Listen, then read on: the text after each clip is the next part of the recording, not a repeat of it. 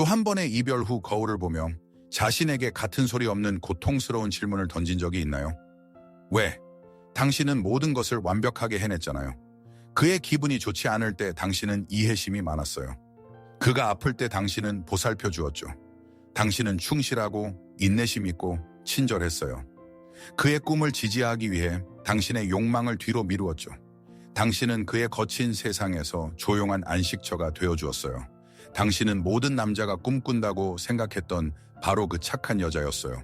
그리고 그는 떠났죠. 그리고 이 일에서 가장 잔인한 것은 그가 떠났다는 사실 자체가 아니에요. 가장 잔인한 것은 그가 누구에게로 떠났느냐는 것이죠. 그는 당신과 정반대인 사람에게로 갔어요. 덜 편하고 더 복잡하고 어쩌면 이기적이기까지 한 여자에게로요. 다투는 것을 두려워하지 않고 자신의 이익을 최우선으로 생각하며 자신만의 화려하고 때로는 혼란스러운 삶을 사는 여자에게로요. 그리고 당신은 당신의 올바름의 폐허 한가운데 서서 머릿속에서는 당신을 안에서부터 불태우는 단 하나의 단어만이 울리고 있죠. 왜? 이유는 당신에게 뭔가 문제가 있어서가 아니에요. 이유는 당신이 너무 올바랐기 때문이에요. 그리고 이 진실 속에는 현대 사회가 외면하려는 깊고 불안한 역설이 숨어 있어요. 인간 영혼의 가장 어둡고 복잡한 구석을 탐구하는데 평생을 바친 위대한 스위스 정신과 의사 칼 구스타프 융은 당신에게 피상적인 시선으로는 보이지 않는 것을 보여주었을 거예요. 당신의 착함은 미덕이 아니에요. 그것은 당신 영혼의 진정한 본성이 아니죠. 그것은 당신이 너무 오랫동안 쓰고 있어서 스스로도 믿게 된 정교하게 만들어진 페르소나, 즉 사회적 가면이에요. 사랑이 아닌 깊고 마비시키는 두려움에서 태어난 가면이죠. 거절당할 것에 대한 두려움, 미움받을 것에 대한 두려움, 혼자 남겨질 것에 대한 두려움. 그리고 여기 당신이 한 번도 들어보지 못한 중요하고 불편한 진실이 있어요. 사회가 이상적인 여성상으로 칭송하는 바로 그것이 관계의 심층 심리학에서는 독처럼 작용한다는 것이죠. 당신의 끝없는 친절, 예측 가능성, 모든 것을 할 준비가 되어 있는 태도, 이 모든 것이 가장 중요한 것을 죽여요. 그것은 끌림을 죽이고 신비감을 죽이고 생명력을 죽여요. 왜냐하면 남자는 사실 당신에게서 떠나는 것이 아니기 때문이에요. 그는 이 이상적인 가면에 숨막히고 무균적인 공허함에서 도망치는 것이죠. 그는 공기도 마찰도 진정한 감정도 없는 공간에서 질식하고 있어요. 그의 영혼은 무의식적이고 본능적으로 완벽함을 찾는 것이 아니에요. 온전함을 찾고 있죠. 그리고 온전함은 그림자 없이는, 결점 없이는, 분노와 이기심에 대한 권리 없이는 불가능해요. 그는 그의 편안함을 위한 서비스 기능이 아니라 살아있는 인간을 찾고 있어요. 그리고 당신이 당신의 가면을 빛나게 닦는 동안 당신은 자신을 잃어버렸다는 것을 눈치채지 못했어요. 당신은 예측 가능해졌고 안전해졌고 지루해졌죠. 그리고 그는 어쩌면 이상적이지는 않지만 진짜인 그녀에게로 떠났어요. 그녀는 불편해지는 것을 두려워하지 않아요. 왜냐하면 그녀의 자존감은 그의 인정에 달려있지 않기 때문이죠. 그녀는 자신의 어두운 면을 두려워하지 않아요. 왜냐하면 바로 그것들이 자신을 살아있게 만든다는 것을 알기 때문이죠. 이 영상에서 우리는 잡지에 나오는 피상적인 조언에 대해 이야기하지 않을 거예요. 우리는 더 깊이 들어갈 겁니다. 우리는 융의 지혜에 기대어 당신이 착한 여자로서 계속해서 저지르는 이공까지 구체적이고 명백하지 않은 실수들을 분석할 거예요. 당신에게는 사랑의 표현처럼 보이지만 실제로는 그의 끌림과 존중을 서서히 죽이는 유불까지 행동 패턴이죠. 당신도 모르게 그를 당신의 삶에서 밀어내고 다른 여자의 품으로 밀어넣는 이번까지 단계. 당신이 진정으로 사랑받기 위해서는 단지 착한 사람이 되는 것을 멈춰야 한다는 것을, 당신이 이제 막 깨달아야 할 것을 이미 이해한 여자의 품으로요. 당신은 온전해질 용기를 내야 해요. 그리고 그 여정은 바로 지금 시작됩니다. 자, 첫 번째이자 아마도 가장 근본적인 실수는 항상 이해심 많고 비갈등적인 사람이 되려는 당신의 병적인 열망이에요. 분위기를 험악하게 만들지 않기 위해 얼마나 많이 분함을 삼켰는지 기억해 보세요.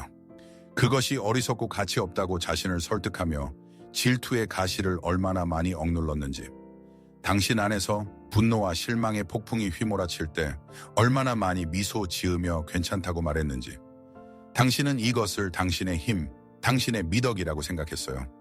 당신은 성숙한 여성이 이러한 저급한 감정들 위에 있어야 한다고 믿었죠. 칼 융은 이것을 자신의 그림자에 대한 직접적이고 잔인한 사례라고 불렀을 거예요. 그림자는 악마적인 무언가가 아니에요. 그것은 우리가 받아들일 수 없고 나쁘고 불편하다고 여기는 모든 것을 억압하는 우리 정신의 일부예요. 우리의 분노, 질투, 공격성, 이기심, 욕망. 착한 여자는 자신의 그림자에게 전면전을 선포한 사람이에요. 그녀는 자신의 인격의 거대한 부분을 절단했어요. 왜냐하면 어릴 때부터 화를 내는 것은 보기 흉하고 요구하는 것은 이기적이며 질투하는 것은 부끄러운 일이라고 배웠기 때문이죠. 하지만 융은 경고했어요. 우리가 저항하는 것은 계속 버틴다고. 우리가 부정하는 것은 어디로도 사라지지 않는다고. 그것은 단지 지하로 우리 무의식의 어두운 지하실로 들어갈 뿐이에요. 그리고 그 어둠 속에서 당신의 억압된 그림자는 죽지 않아요. 그것은 변이하고 더 강해지고 더 유독해지고 더 자율적이 되죠. 그리고 가장 추한 방식으로 밖으로 새어나오기 시작해요. 그것은 수동적 공격성으로 나타나요. 다정한 미소와 함께 던지는 날카로운 말들, 어떤 비명보다 더 나쁜 당신의 차가운 침묵, 그가 부탁한 일을 우연히 잊어버리는 것. 그것은 심신증으로 나타나요. 설명할 수 없는 두통, 위장 문제, 만성 피로. 당신의 몸이 당신의 입이 침묵하는 것에 대해 소리치기 시작하죠. 그리고 마침내 그것은 갑작스럽고 통제할 수 없는 폭발로 나타나요. 몇 주, 몇 달간의 인내 끝에 당신은 사소한 일, 다치지 않은 치약 뚜껑이나 흩어진 양말 때문에 폭발해요. 그리고 그 순간 당신은 비정상적이고 히스테리적으로 보이죠. 그리고 남자는 당신을 보며 이 폭발이 당신이 침묵했던 모든 시간들에 대해 당신의 그림자가 그에게 청구한 계산서라는 것을 이해하지 못해요. 이제 이것을 그의 시선으로 봅시다. 의식적인 수준에서 그는 당신의 비갈등적인 태도를 심지어 고마워할 수도 있어요. 그것은 편하니까요. 하지만 끌림을 담당하는 깊은 무의식적 수준에서 그는 거짓을 느껴요. 그는 자신의 옆에 있는 것이 살아 숨 쉬는 사람이 아니라 무균적이고 잘 닦인 기능이라는 것을 느껴요. 그는 본능적으로 아무도 항상 만족할 수 없다는 것을, 아무도 항상 모든 것을 이해할 수 없다는 것을 알아요. 그리고 당신의 영원한 미소는 그에게 신뢰가 아닌 무의식적인 불안을 불러일으키기 시작해요. 그는 당신 옆에서 편안할 수 없어요. 왜냐하면 당신이 실제로 무엇을 느끼는지 모르기 때문이죠. 더욱이 건강한 분노를 표현하고 자신의 경계를 지키지 못하는 당신의 무능력은 그에게 자신에 대한 깊은 무례함을 신호해요. 당신이 자신의 감정을 존중하지 않는데 그가 어떻게 당신을 존중할 수 있겠어요? 당신이 자신의 진실을 믿지 않는데 그가 어떻게 당신을 믿을 수 있겠어요? 그의 영혼, 그의 포식자이자 탐험가로서의 본능은 충돌을, 에너지를, 진정한 삶을 갈망해요. 그리고 진정한 삶은 빛뿐만 아니라 어둠도 포함해요. 사랑뿐만 아니라 건강한 공격성도요. 바로 이 때문에 그는 그 다른 여자에게 그렇게 걷잡을 수 없이 끌리는 거예요. 그녀는 그에게 나 너한테 화났어 라고 말하는 것을 두려워하지 않아요. 그녀는 마음에 들지 않는 것이 있을 때 소동을 벌이는 것을 두려워하지 않아요. 그녀는 자신의 발톱을 보여주는 것을 두려워하지 않아요. 그리고 그는 이것을 결점이 아니라 힘으로 봐요. 그는 이것을 정직함으로 봐요. 그는 그녀가 살아있다고 봐요. 그녀는 예측 불가능하고 진짜예요. 그녀 옆에서 그 또한 더 살아있음을 느껴요. 이것은 위험하고 흥분되며 믿을 수 없을 정도로 매력적이죠. 그는 당신이 나빴기 때문에 떠나는 것이 아니에요. 그는 당신이 온전한 인간이기를 거부했기 때문에 떠나는 거예요. 당신은 당신의 온전함을 안전이라는 환상과 맞바꾸었고 결국 둘 다 잃었어요. 그림자의 통합은 삶에 대한 권리를 되찾고 그의 관심을 되찾는 첫걸음이에요. 첫 번째 실수에서 파생되는 두 번째 실수는 남성에게 자신을 녹여내려는 당신의 거의 종교적인 열망이에요. 그것이 어떻게 시작되는지 기억해 보세요. 처음에는 예전에는 참을 수 없었던 그의 최애 밴드를 진심 어린 관심으로 듣기 시작하죠. 그 다음엔 당신 자신이 멜로드라마를 좋아함에도 불구하고 그의 최애 액션 영화를 보기 시작해요. 당신은 점차 친구들과의 만남을 줄여요. 왜냐하면 그가 그들을 좋아하지 않거나 함께 저녁을 보내는 것이 더 낫다고 생각하기 때문이죠. 당신의 취미, 꿈, 의견, 이 모든 것이 서서히 그러나 확실하게 뒷전으로 밀려나고 결국 그의 관심사, 친구, 세상으로 대체되어 사라져버려요. 당신은 이것이 바로 사랑이라고 생각해요. 당신은 이것이 자기 희생, 보살핌의 최고 표현이라고 생각하죠. 당신은 그의 자아를 위한 완벽한 반영, 흠없는 거울이 돼요. 당신은 그의 농담이 재미없어도 웃고 마음속으로는 다르게 생각해도 그의 의견에 동의해요. 당신은 편리함 그 자체, 구현된 지지예요. 융 심리학의 관점에서 이것은 사랑이 아니에요. 이것은 개성화 과정의 치명적인 실패예요. 개성화는 영혼의 주된 길, 자기 자신이 되어가는 과정, 자신의 고유한 중심, 즉 자기 셀프를 찾는 과정이에요. 착한 여자는 이 길을 공황적으로 두려워하죠. 독립적인 존재가 되는 것, 자신만의 세상을 갖는 것은 그녀에게 거부당할 위험과 같아요. 그래서 그녀는 다른 전략을 선택해요. 개인이 되는 것이 아니라 다른 개인에게 부속물이 되는 것이죠. 그녀는 자신의 자기를 포기하고 자신의 무게중심을 남성에게 넘겨줘요. 그녀는 더 이상 자신의 궤도와 위성을 가진 독립적인 행성이 아니에요. 그녀는 그의 주위를 도는 작은 소행성이 되어 그의 중력에 완전히 의존하게 되죠. 이때 남자는 무엇을 느낄까요? 솔직해져 봅시다. 처음에는 그의 자아에 엄청나게 아첨이 돼요. 누가 칭찬받는 것을 원하지 않겠어요? 누가 자신의 모든 견해와 관심사를 공유하는 사람을 곁에 두고 싶지 않겠어요? 짧은 시간 동안 이것은 완벽한 조화, 영혼의 동반자라는 환상을 만들어내요. 그는 자신이 중요하고 소중하며 우주의 중심이라고 느끼죠. 하지만 이 환상은 아주 빨리 사라져버려요. 아주 빨리 아첨은 지루함으로 변해요. 당신이 미술관에 갔는데 수백 개의 다른 그림 대신 수백 개의 거울에 비친 자신의 모습만 본다고 상상해 보세요. 처음에는 재미있을 수 있지만 얼마나 빨리 지루해질까요? 3분 정도면 될 거예요. 인간의 영혼은 새로움, 신비, 탐험을 갈망해요. 남자가 사랑에 빠질 때 그는 여자뿐만 아니라 그녀의 독립적이고 미지의 세계에도 사랑에 빠져요. 그는 그녀가 어떤 책을 읽는지, 어떤 음악을 듣는지, 친구들과 무슨 이야기를 나누는지, 직장에서 무엇을 추구하는지 궁금해해요. 이 독립적인 세계는 끝없는 에너지와 매력의 원천이에요. 당신이 당신의 세계를 포기할 때 당신은 에너지적 자살 행위를 저지르는 거예요. 당신은 다 읽은 책이 돼요. 당신 안에는 더 이상 신비도 깊이도 탐험할 것도 없어요. 당신은 완전히 예측 가능해졌죠. 그리고 그 순간 남자는 당신에 대한 존중을 잃기 시작해요. 그는 당신을 보며 동등한 파트너가 아닌 신비롭고 흥미로운 개인이 아닌 단지 자신의 메아리만을 봐요.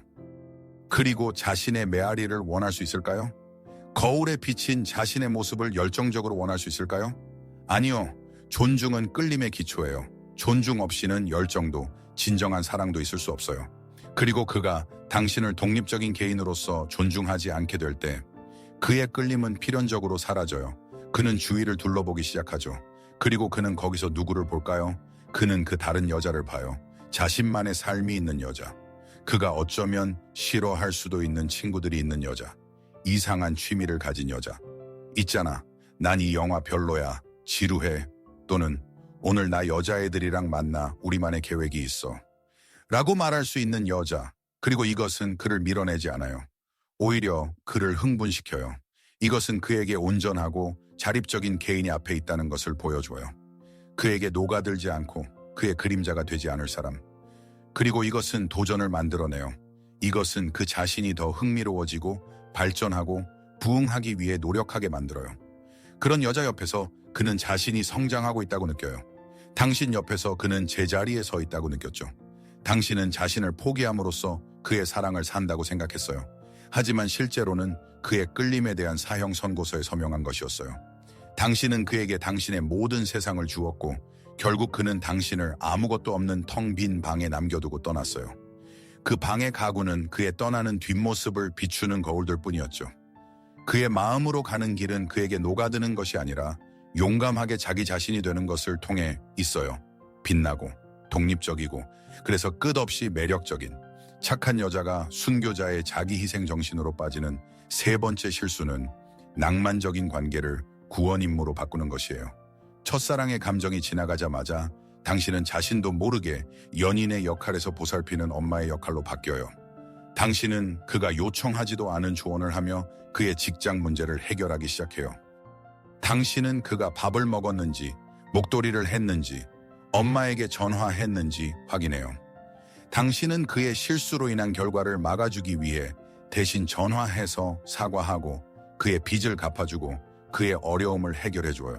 당신은 그의 개인 심리 상담가, 매니저, 알람 시계, 그리고 양심이 돼요. 그가 약할 때 당신은 그를 동정하고 그가 성공했을 때 마치 당신의 개인 프로젝트가 마침내 성공한 것처럼 자랑스러워해요.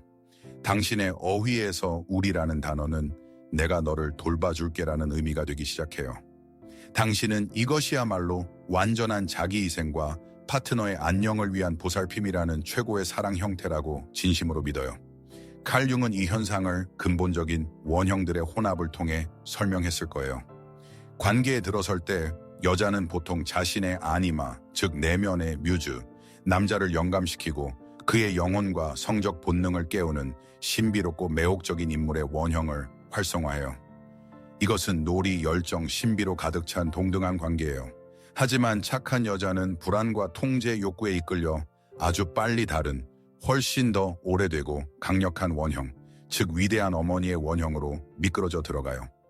위대한 어머니는 먹이고 보호하고 돌보고 자신의 보살핌으로 감싸는 존재예요. 이것은 매우 중요한 역할이죠. 하지만 낭만적인 관계의 맥락에서는 치명적으로 위험해요. 당신이 남자를 위한 엄마가 될 때 당신은 무의식적으로 여러분의 관계를 수평적인 남녀 관계에서 수직적인 모자 관계로 전환시켜요. 그리고 이것은 즉시 성적 긴장을 죽여요. 건강한 남자는 아무도 자신의 어머니를 열정적으로 원할 수 없어요. 이 생각 자체는 우리 문화와 정신의 깊은 곳에 자리 잡은 금기예요. 당신의 과보호, 그의 안녕을 위해 모든 것을 통제하려는 욕구, 당신의 모든 것을 용서하는 동정, 이 모든 것이 본질적으로 심리적 것의 행위예요. 당신은 그에게서 책임을 빼앗고 실수할 권리를 빼앗고 강하고 독립적이어야 할 필요성을 빼앗아요. 당신은 그를 성인 남성에서 작은 소년으로 바꿔버려요. 그는 무엇을 느낄까요? 처음에는 아마도 안도감을 느낄 거예요. 누군가 당신의 문제를 해결해 줄 때 편하니까요. 하지만 아주 빨리 이 편리함은 짜증과 질식감으로 바뀌어요. 그의 남성적 본성, 자율성, 투쟁, 극복에 대한 그의 열망, 이 모든 것이 반란을 일으키기 시작해요. 그는 사랑하는 여자 옆에 있는 남자가 아니라 엄격하지만 사랑 많은 엄마의 감독 아래 있는 죄 지은 10대처럼 느끼기 시작해요. 그는 수동적으로 반항하기 시작할 수 있어요.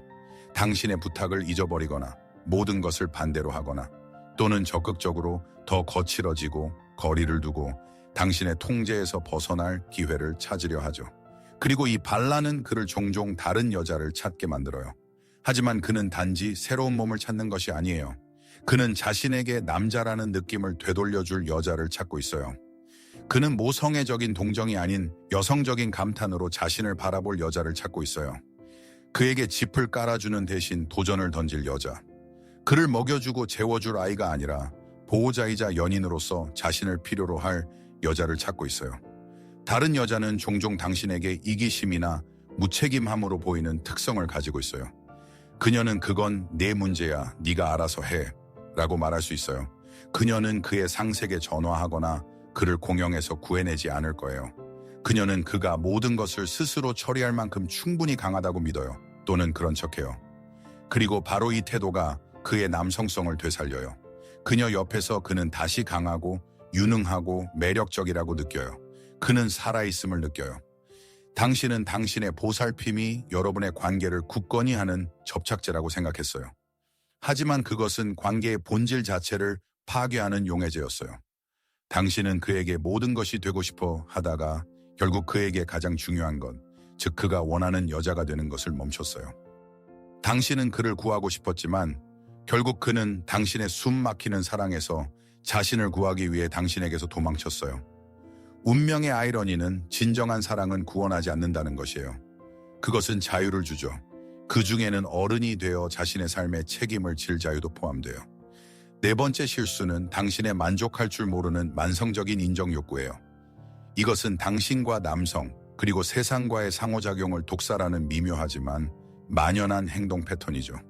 당신은 그의 의견을 확인하지 않고는 거의 어떤 결정도 내릴 수 없어요. 드레스를 사고는 바로 그에게 사진을 보내며 이거 어때? 라고 묻죠. 저녁을 준비하고는 그의 평가를 숨죽여 기다려요. 직장을 바꾸고 싶지만 그가 응, 좋은 생각이야 라고 말하기 전까지는 한 발짝도 떼지 않아요. 당신의 말은 나 제대로 한 거 맞지? 어떻게 생각해? 나한테 화난 거 아니지? 솔직히 말해봐. 나 바보 같아 보여? 와 같은 확인을 구하는 질문들로 가득 차 있어요. 당신의 모든 행동, 모든 말은 승인이라는 도장이 찍힌 외부의 확인을 받는 단 하나의 목표를 가진 것처럼 보여요. 당신은 그의 얼굴, 기분, 반응을 계속해서 살피며 그의 환심을 사기 위해 정답을 추측하려고 했어요. 윤근 이것이 극도로 약하고 거의 발달하지 않은 자아의 표시라고 말했을 거예요. 당신의 심리적 중심, 통제의 위치는 당신 안에 있는 것이 아니라 완전히 외부에 있어요. 당신은 다른 사람의 눈에서 당신의 존재할 권리, 가치, 아름다움, 지성을 확인받으려 해요. 당신은 마치 그에게 말없이 이렇게 말하는 것 같아요. 네가 나를 보고 내가 존재한다고 말해주기 전까지 나는 존재하지 않아. 네가 나를 평가해주기 전까지 나는 가치가 없어. 당신은 그를 파트너에서 당신의 인격에 대한 최고 재판관이자 평가자로 만들고 있어요. 이것이 남성에게 어떻게 받아들여질까요? 다시 한번 환상을 벌여봅시다. 어떤 남자도 당신에게 이것을 면전에서 말하지 않겠지만 깊은 수준에서는 견딜 수 없을 정도로, 믿을 수 없을 정도로 피곤해요. 무겁고 부피가 큰 배낭을 당신에게 매게 하고 어디든 가지고 다니라고 했다고 상상해 보세요.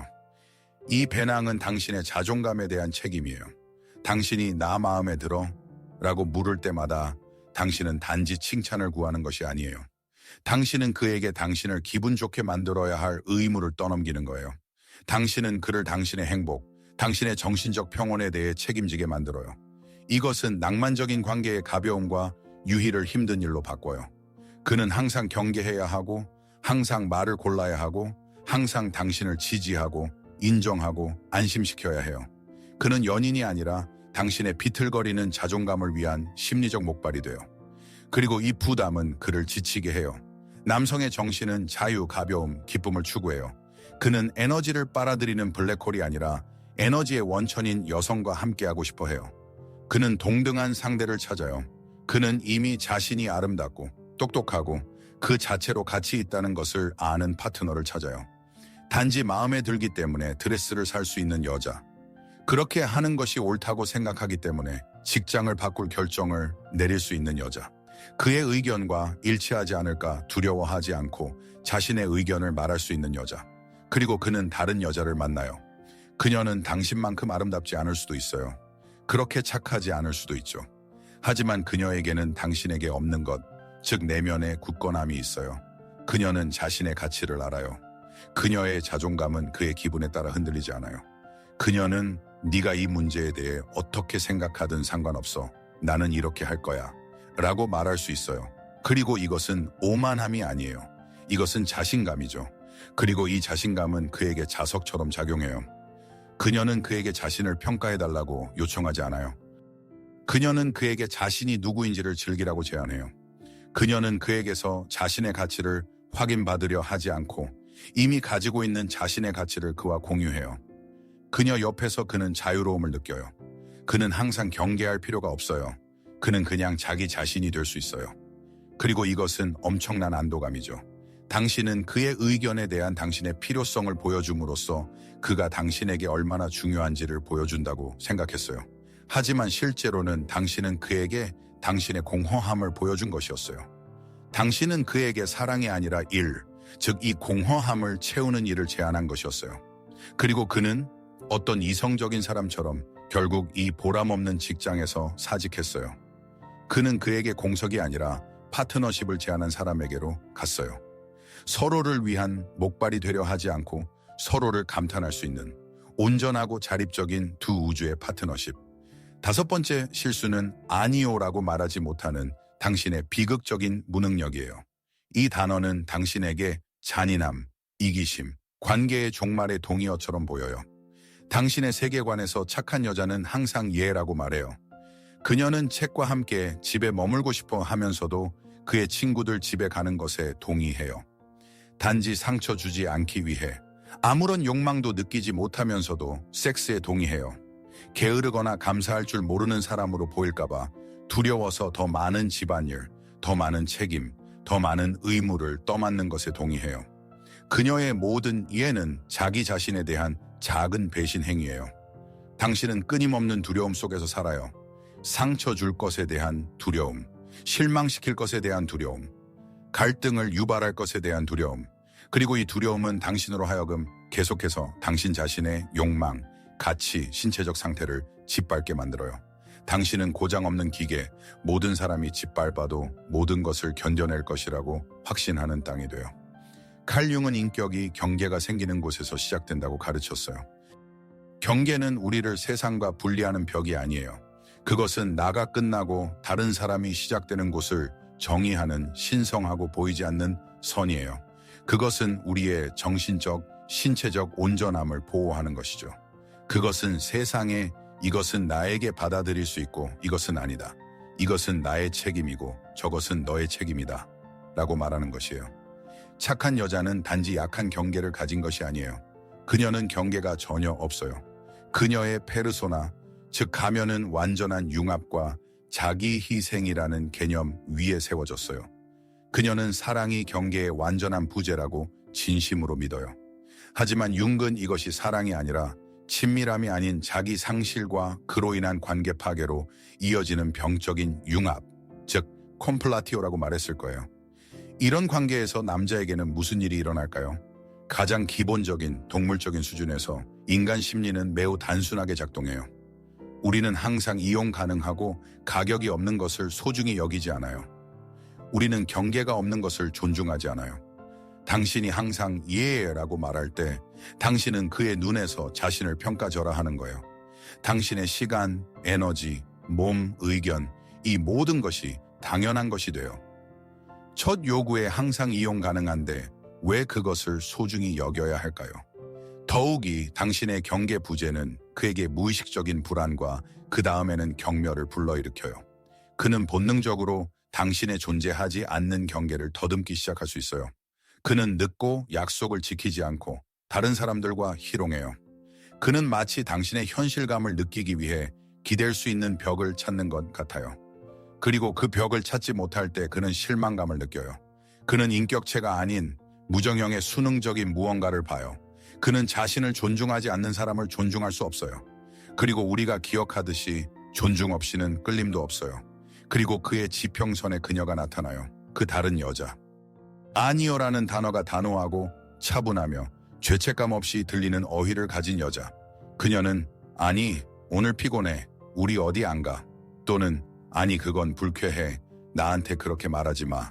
또는 아니, 난 그거 안 할 거야. 그건 내 책임이 아니야. 라고 말할 수 있어요. 그리고 남자는요? 그는 화를 낼까요? 떠날까요? 아니요. 깊은 수준에서 그는 존경심의 찌름을 느껴요. 그녀의 아니오는 그를 밀어내는 것이 아니라 오히려 끌어당겨요. 왜냐하면 그녀의 아니오는 그녀의 영역을 그려내기 때문이죠.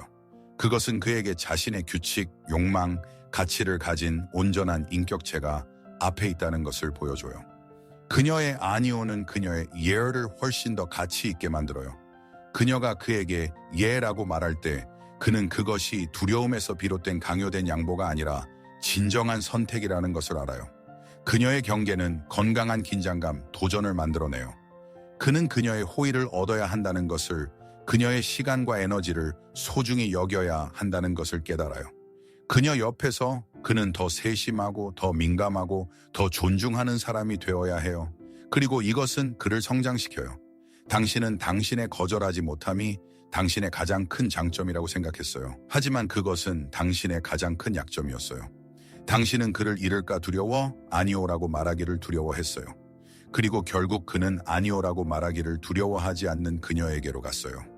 왜냐하면 그녀는 그녀의 아니오 때문에 떠나는 사람은 그녀에게 필요하지 않았다는 것을 알기 때문이죠. 그녀는 그의 존재보다 자신의 경계를 더 소중히 여겨요.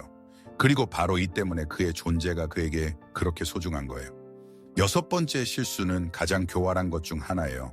왜냐하면 그것은 종종 지혜와 여성적인 기교로 위장하기 때문이죠. 이것은 당신 자신의 힘에 대한 당신의 무의식적이고 깊이 뿌리 박힌 두려움이에요. 당신은 너무 똑똑해지는 것을 두려워해요. 너무 성공하는 것을, 너무 독립적인 것을, 너무 강해지는 것을, 당신 영혼 깊은 곳에는 할머니와 어머니로부터 물려받은 남자들은 강한 여자를 두려워한다는 오래된 신념이 살아있어요. 그리고 당신은 이 신념에 따라 자기 파괴 행위를 시작해요. 당신은 승진을 하지 않아요. 왜냐하면 그러면 그보다 더 많이 벌게 될 테니까요. 당신은 무언가를 모르는 척해요.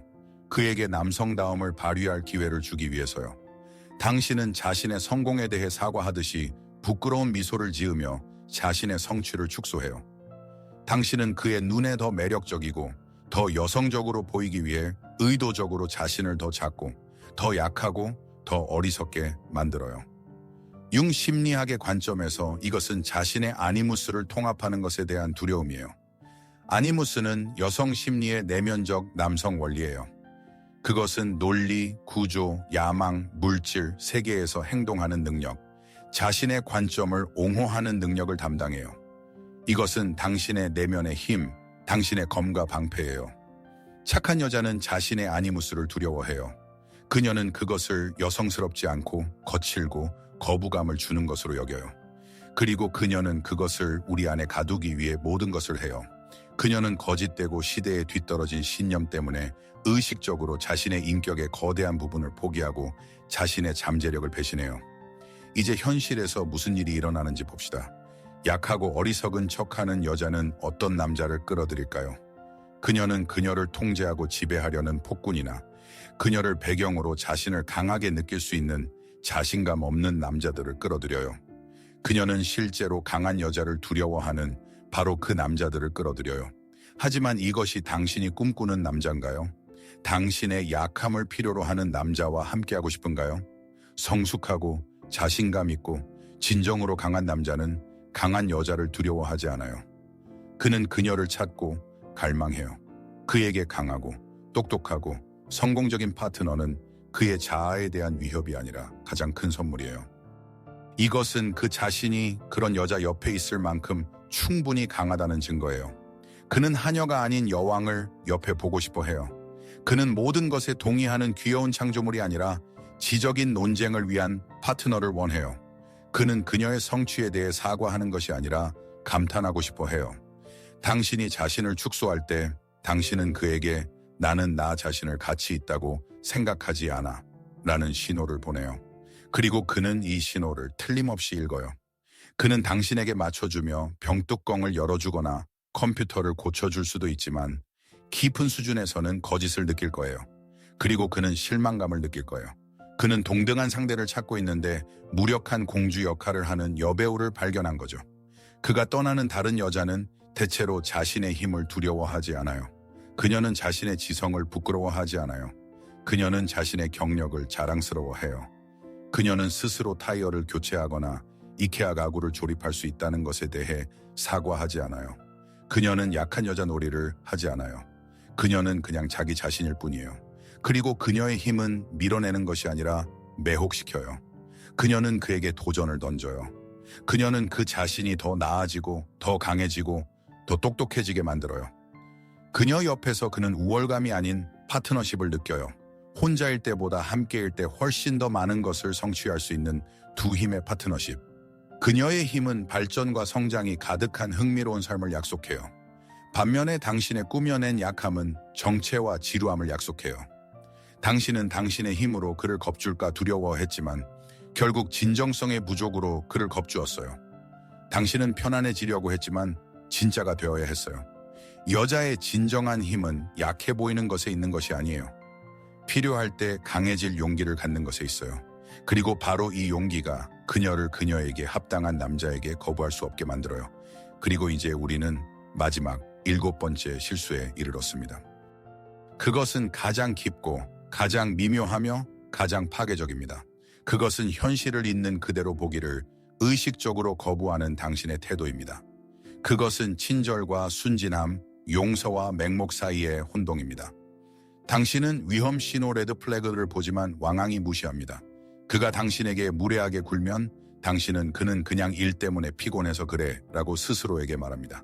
그가 당신 눈앞에서 다른 여자들과 희롱하면 당신은 그는 그냥 친절한 거야.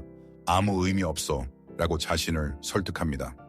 그가 며칠 동안 사라졌다가 터무니없는 변명과 함께 돌아오면 당신은 진실이 너무 고통스럽기 때문에 믿는 척합니다.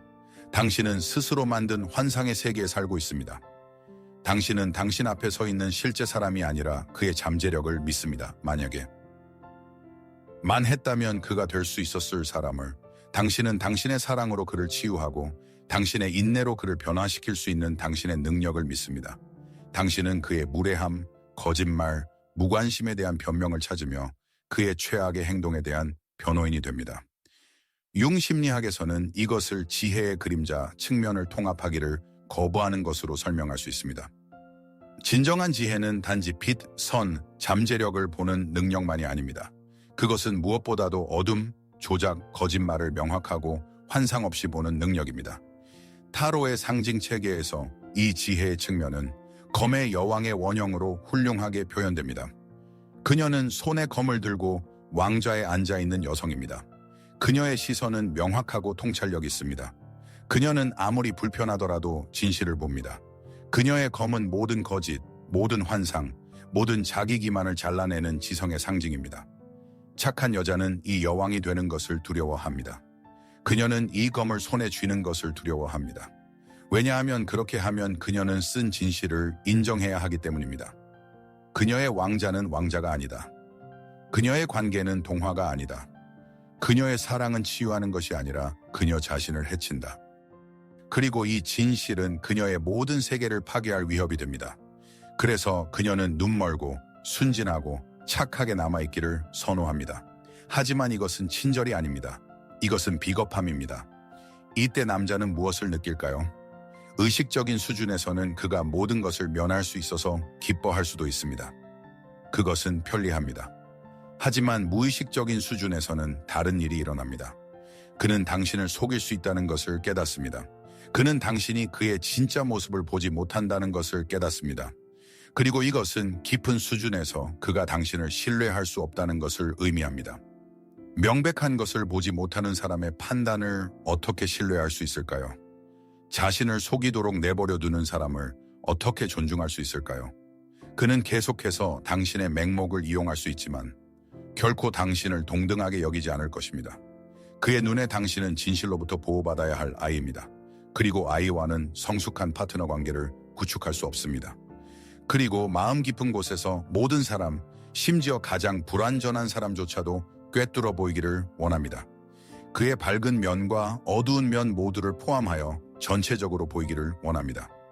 왜냐하면 당신의 모든 본질을 보고도 여전히 곁에 남아있는 사람만이 당신을 진정으로 사랑하기 때문입니다. 바로 이 특성을 그 다른 여자가 종종 가지고 있습니다. 그녀가 바로 그 검의 여왕입니다. 그녀는 그를 보고 모든 것을 봅니다. 그의 힘과 약점, 그의 관대함과 이기심, 그의 진실과 거짓말. 그녀는 환상을 만들지 않습니다. 그녀는 그의 또 다른 장난 후에 그의 눈을 똑바로 쳐다보며 침착하게 말할 수 있습니다. 나는 네가 거짓말하는 것을 안다. 또는 나는 네가 나를 조종하려는 것을 본다. 내게는 통하지 않을 것이다. 그리고 이것은 그의 끌림을 파괴하지 않습니다. 오히려 엄청난 끌림을 만듭니다. 그는 자신 앞에 속일 수 없는 사람이 있다는 것을 깨닫습니다. 인간 영혼에 대한 엑스레이 시력을 가진 사람. 그리고 그런 여자가 그와 함께하기를 선택한다면 그것은 그녀가 그의 모든 결점에도 불구하고 그에게서 정말로 가치 있는 무언가를 본다는 것을 의미합니다. 그녀의 선택은 엄청난 무게를 가집니다. 그녀의 사랑은 맹목적인 숭배가 아니라 의식적인 수용입니다. 그리고 이것이야말로 그의 영혼이 절실히 필요로 하는 것입니다. 당신은 당신의 맹목적인 믿음이 사랑의 증거라고 생각했습니다. 하지만 그것은 진실에 대한 당신의 두려움의 증거였습니다. 그는 당신이 충분히 착하지 않았기 때문에 떠난 것이 아닙니다. 당신의 친절이 거짓말 위에 세워졌기 때문에 떠났습니다. 그는 무자비하지만 해방적인 진실에서 시작되는 사랑을 하는 그녀에게로 갔습니다. 자, 우리는 7가지 실수를 분석했습니다. 착한 여자가 자신의 영혼과 끌림의 법칙에 대해 저지르는 7가지 대죄. 이제 당신은 해결책이 나빠지는 것이라고 생각할지도 모릅니다. 악녀, 이기주의자, 조종자가 되는 것. 하지만 그것은 단지 한 가면을 다른 가면으로, 한 극단을 다른 극단으로 바꾸는 것일 뿐입니다.